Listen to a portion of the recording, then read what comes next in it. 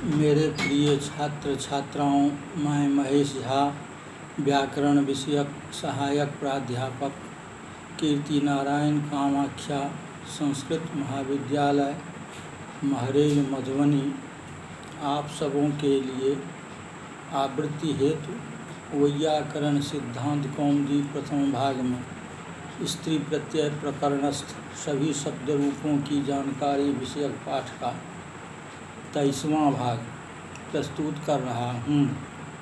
इस भाग में अक्ता दल्पाख्यायाम इस सूत्र से जानकारी प्रस्तुत की जा रही है। सूत्र की जानकारी इस प्रकार है। करण पूर्व अक्त प्रत्ययांत एवं ह्रस्व अकारांत प्रातिपदिक से स्त्रीत्व द्योत्य रहते नीख प्रत्यय का विधान किया जा रहा है। सूत्र क्रमानुसार पूर्व सूत्र से करण पूर्वात की अनुवृत्ति अपेक्षित है। स्त्री प्रत्यय प्रकरण संबंधी अनुवर्तनीय अन्य पदों का अपेक्षित संबंध पूर्ववत विद्यमान है। तदनुसार सूत्र का यह अभिप्राय है कि करण कारकवाची शब्द पूर्व पद में रहने पर उपसर्जन रहित अक्त प्रत्ययांत ह्रस्व आकारांत प्रातिपदिक से अल्पार्थ गम्यमान होने पर स्त्रीलिंग में नीक प्रत्यय हो। अभ्रलिप्ति छिटपुट बादलों वाला आकाश, द्यौ।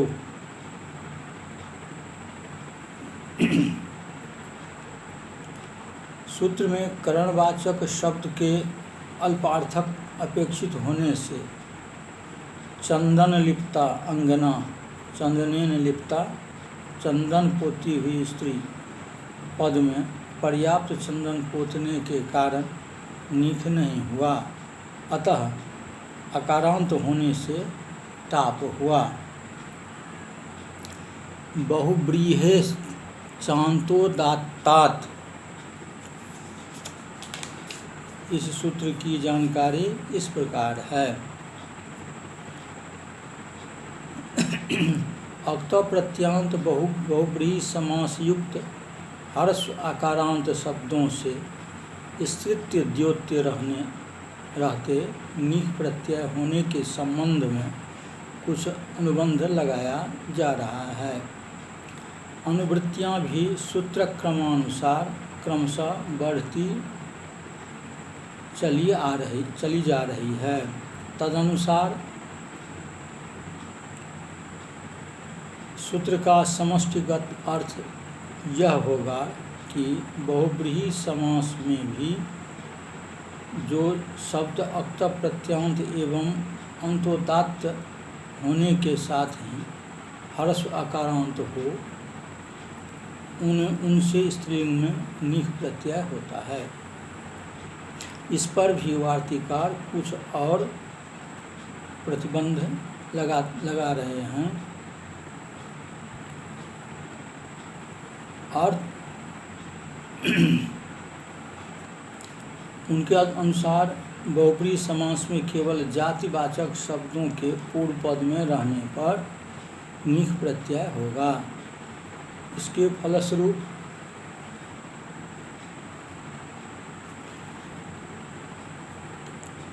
बहु, नय, सु, काल तथा सुखादि शब्दों के पूर्व पद में रहने पर नीख प्रत्यय नहीं होगा। उदाहरण में उरुभिन्न, उरुभिन्नी, उरुभिन्नो यस्या असंयुक्त जांग वाली स्त्री। प्रकृत उदाहरण में भिन्न शब्द भेद धातु से अक्त प्रत्यांत है, उससे पूर्व उरु पद जातिवाचक है।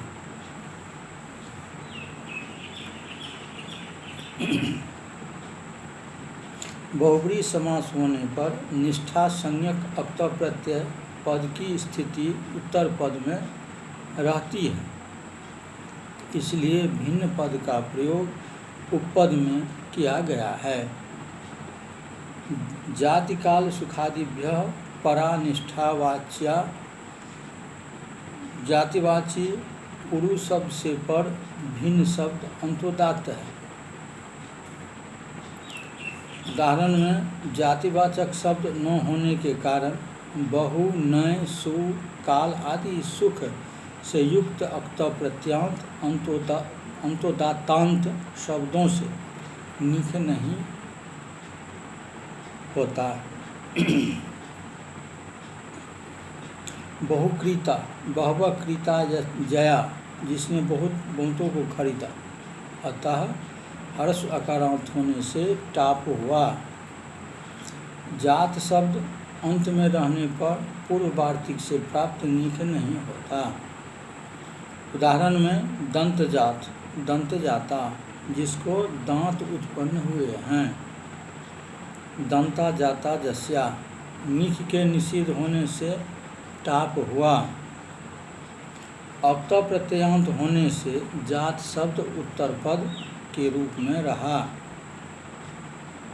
शास्त्रीय विधि से अग्निसाक्षिक विवाह पानी ग्रहण करने पर पानी गृहीत शब्द से निख प्रत्यय होता है। पानी गृहीति, विधिवत जिसका पानी हाथ पकड़ा गया हो। पानी गृहीता जस्या, इसलिए इससे नीख हुआ।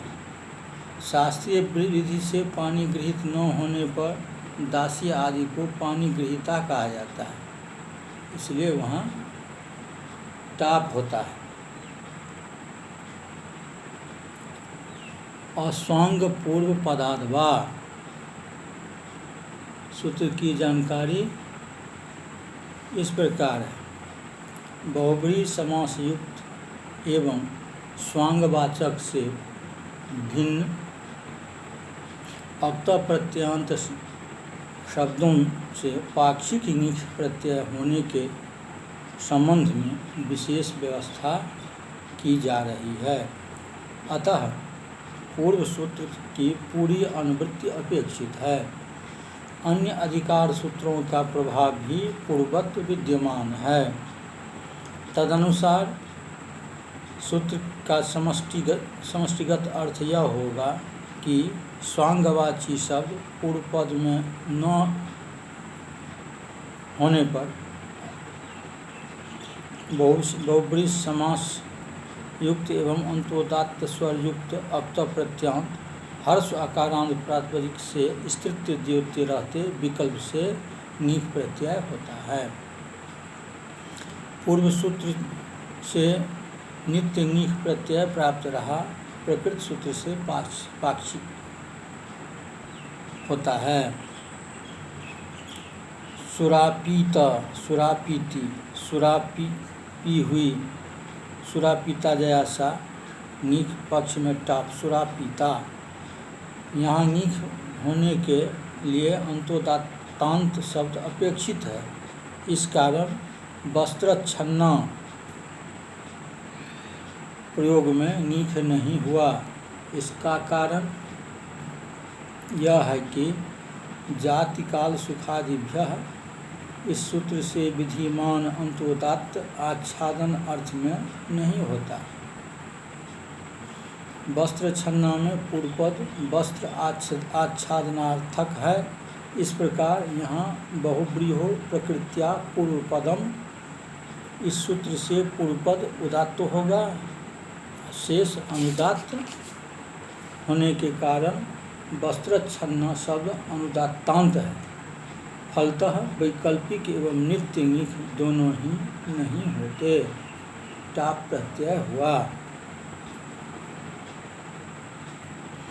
स्वांगाच्योपसर्जनात् संयोगो पदात्, इस सूत्र की जानकारी निम्न प्रकार है। उपसर्जनात् एवं असंयोगो पदात्, ये दोनों पद स्वांगात पद से अन्वित संबंध होते हैं।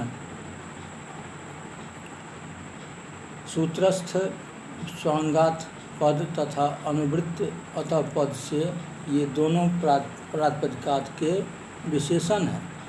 अतः ये दोनों पद तदंत के बोधक होंगे। तदनुसार सूत्र से यह अभिव्यंजित होता है कि यदि असंयोगो पद जिसकी उपधा में संयुक्त वर्ण न हो तथा विशेषण के रूप में प्रयुक्त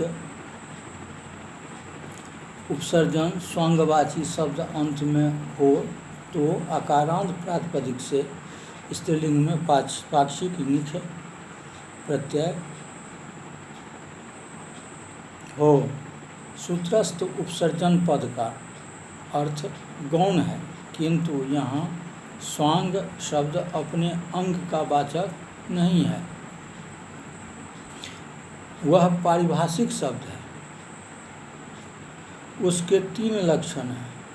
प्रथम लक्षण के अनुसार जो तरल न होते हुए भी मूर्तिमान तथा प्राणी में वर्तमान होने के साथ ही विकार रहित हो,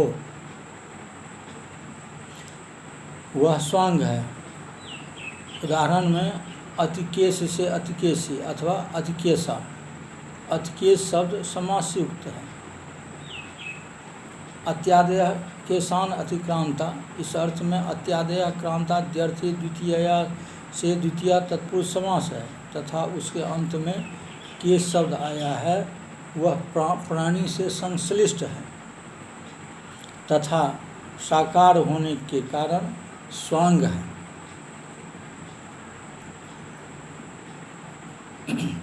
तत्पुरुष समास होने के कारण उपसर्जन गौण भी है।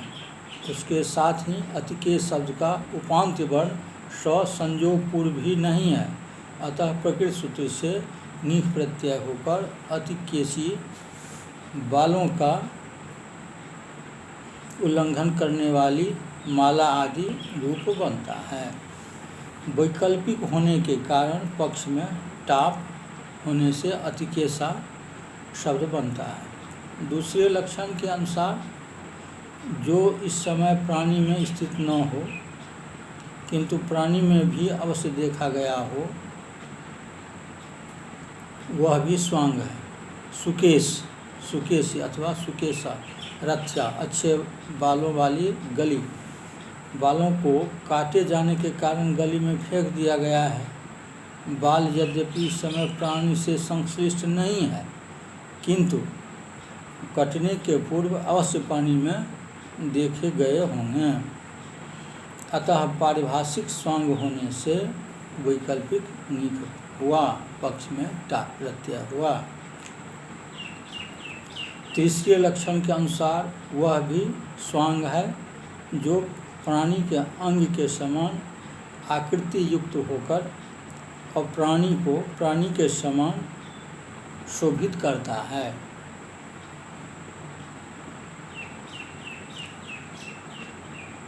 उदाहरण में सुस्तन, सुस्तनी अथवा सुस्तना।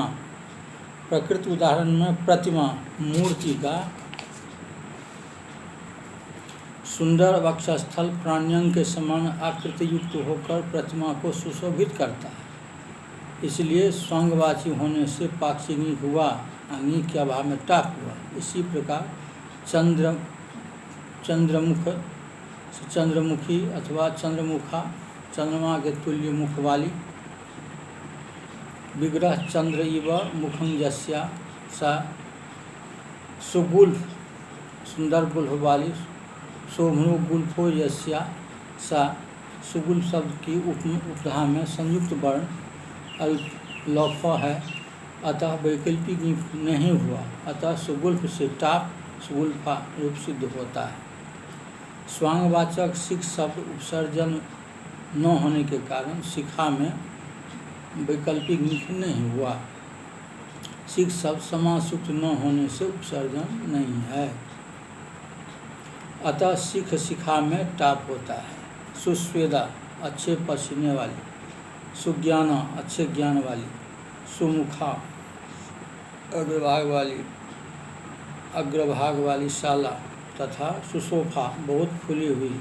इन उदाहरणों में क्रमशः द्रव, अमूर्त, अप्राणिस्थ तथा रोगज अर्थ होने से स्वांग प्रथम लक्षण के अनुसार न होने के कारण वैकल्पिक निख नहीं हुआ।